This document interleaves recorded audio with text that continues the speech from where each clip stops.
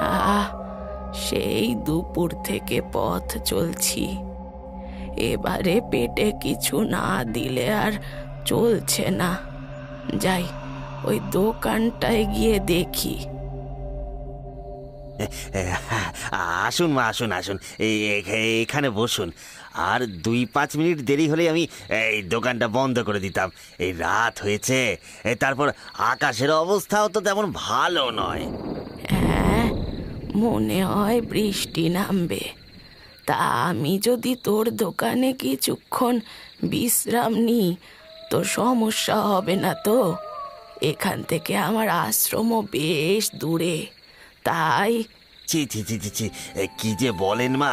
আপনি সাধিকা মানুষ, আপনার চরণে ধুলো পড়লো, এ তো সৌভাগ্যী। মা, মা একটু চিড়ে বাতাসা খেতে দিই। নিশ্চয়ই খুব খিদে পেয়েছে আপনার। তা তো পেয়েছে বটেই। সেই সকালে বোনের বাড়িতে কিছু খেয়ে বেরিয়েছিলাম, সঙ্গে যা ছিল তা পথেই শেষ হয়ে গেছে।